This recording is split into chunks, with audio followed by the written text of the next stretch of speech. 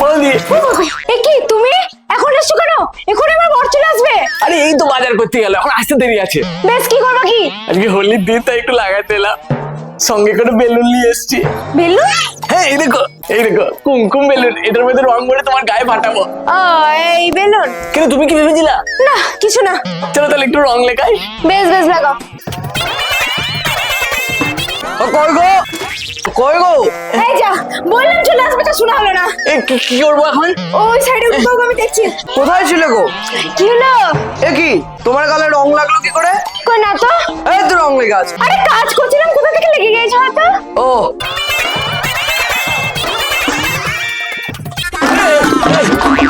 কে কে কে তুই এখানে কি করছিস?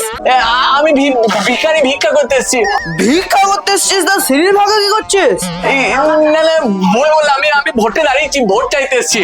এই সবাইকে পাকা ঘর করে দেবো তো, তোমার ঘরের কোন কোন জায়গায় প্লাস্টার নাই তাই দেখতে গিয়ে সিঁড়ির তলায় ঢুকে পড়েছিলাম। আরে দাঁড়া দাঁড়া, তোর গালে যে রং লাগা আছে সেই সেম রং আমার বইয়ের গালে কি করে লাগলো? ভোট চাইতে এসে আমার বইয়ের গালটাও রং দিয়ে পালিশ মারছিলিস নাকি?